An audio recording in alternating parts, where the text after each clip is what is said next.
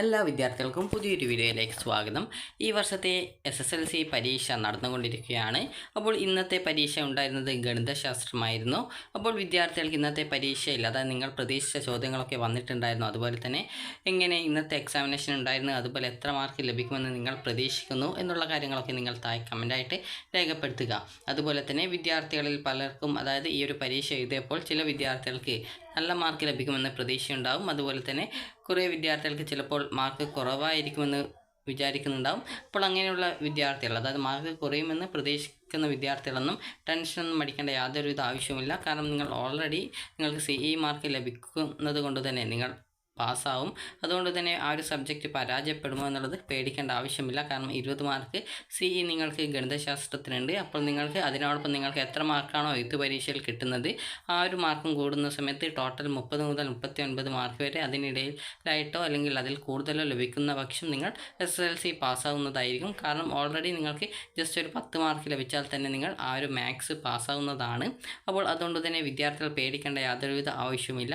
അപ്പോൾ നിങ്ങളിൽ പലരും ഇപ്പോൾ ആ ഒരു ഏതൊക്കെ ആൻസേഴ്സാണ് നിങ്ങൾ എഴുതിയിട്ടുണ്ടായിരുന്നത്, അതുപോലെ ശരിയായിരുന്നു എഴുതിയിട്ടുണ്ടായിരുന്നു, അതായത് എഴുതിയ ആ ഒരു അതായത് ക്വസ്റ്റ്യൻസിൻ്റെ ആൻസേഴ്സൊക്കെ കറക്റ്റാണോ എന്നുള്ളത് ചെക്ക് ചെയ്യലായിരിക്കും.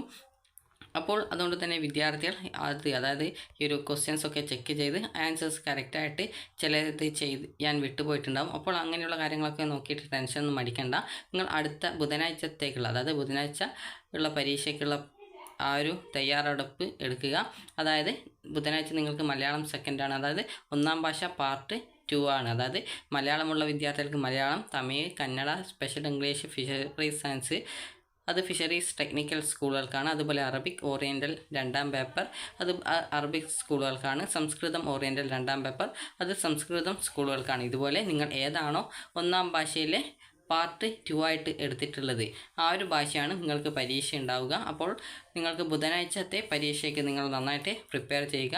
അല്ലാതെ ഇന്നത്തെ ആ ഒരു കഴിഞ്ഞിട്ടുള്ള അതായത് ഇന്നത്തെ ആ ഒരു ഗണിതശാസ്ത്രത്തിൻ്റെ ആ ഒരു പരീക്ഷയെക്കുറിച്ച് നിങ്ങളിനി ആലോചിക്കേണ്ട ആവശ്യമില്ല. അപ്പോൾ നിങ്ങൾ ജസ്റ്റ് ജയിക്കാനുള്ള മാർക്ക് ലഭിക്കുമോ എന്നുള്ള കാര്യം നോക്കുക. അപ്പോൾ നിങ്ങളിൽ പലരും ചോദിക്കുന്ന കാര്യമായിരിക്കും നിങ്ങൾക്ക് 80-ൽ ഇത്ര മാർക്ക് ലഭിച്ചിട്ടുണ്ട്, അപ്പോൾ അതിന് ഏത് ഗ്രേഡായിരിക്കും CE കൂട്ടുന്ന സമയത്ത് നിങ്ങൾക്ക് ലഭിക്കുക എന്നുള്ളത് വിദ്യാർത്ഥികൾ ചോദിക്കുന്ന കാര്യമാണ്.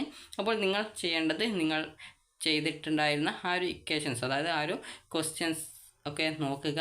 അപ്പോൾ ക്വസ്റ്റ്യൻസ് നോക്കിയിട്ട് നിങ്ങൾക്ക് അതിന് എത്ര മാർക്ക് ലഭിക്കാൻ സാധ്യതയുണ്ട് എന്നുള്ളത് നിങ്ങൾ കറക്റ്റായിട്ട് കണക്കാക്കുക.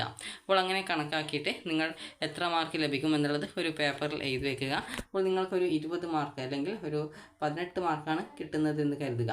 അപ്പോൾ 18 മാർക്കാണ് നിങ്ങൾക്ക് കിട്ടുന്നത് എങ്കിൽ നിങ്ങൾ ചെയ്യേണ്ടത് ഇതിനോടൊപ്പം നിങ്ങൾക്കൊരു 20 മാർക്ക് CE അതായത് സാധാരണ എല്ലാ വിദ്യാർത്ഥികൾക്കും 20 മാർക്ക് അതായത് അത്യാവശ്യം ക്ലാസ്സിൽ ചെറുങ്ങനെ പഠിക്കുന്ന കുട്ടികൾക്കായാലും 20 മാർക്ക് സാധാരണഗതിയിൽ കൊടുക്കാറുണ്ട്.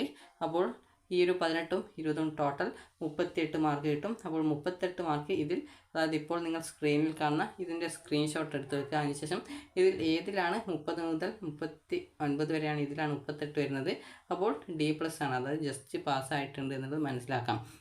അപ്പോൾ നിങ്ങൾക്ക് ചിലപ്പോൾ ചില വിദ്യാർത്ഥികൾക്ക് 40 ആയിരിക്കും ടോട്ടൽ നോക്കുന്ന സമയത്ത് ഉണ്ടാവുക, അല്ലെങ്കിൽ ഇതിന് ഇടയിൽ എത്രയെങ്കിലും മാർക്കായിരിക്കും, അല്ലെങ്കിൽ ഇതിൽ കൂടുതൽ മാർക്കായിരിക്കും. അപ്പോൾ ഇങ്ങനെ നോക്കുന്ന സമയത്ത് ഇതിനോടൊപ്പം 20 മാർക്ക് കൂട്ടിയ ശേഷം ടോട്ടൽ 60 മാർക്കാണ്. അപ്പോൾ 60-ൽ ഏത് റേഞ്ചിലാണ് വരുന്നത് എന്നുള്ളത് നോക്കുക. അപ്പോൾ നിങ്ങൾക്കിവിടെ കാണാം 60 മുതൽ 69% വരെ B ഗ്രേഡാണ് ലഭിക്കുക. ഈ ഒരു രീതിയിൽ നിങ്ങൾക്ക് എത്ര മാർക്ക് ലഭിക്കുമെന്നുള്ളത് നിങ്ങൾക്ക് ജസ്റ്റ് ചെക്ക് ചെയ്ത് നോക്കാവുന്നതാണ്. അപ്പോൾ ഇങ്ങനെ ചെക്ക് ചെയ്ത ശേഷം നിങ്ങൾക്ക് മാർക്ക് കുറവാണ് ലഭിക്കുക എന്നുള്ളതെങ്കിൽ പോലും നിങ്ങൾ ടെൻഷനൊന്നും അടിക്കേണ്ടതില്ല. നിങ്ങൾ അടുത്ത പരീക്ഷയ്ക്ക് നന്നായിട്ട് പഠിക്കാനായിട്ട് ശ്രമിക്കുക. കാരണം ഓൾറെഡി ഈ ഒരു പരീക്ഷ കഴിഞ്ഞു.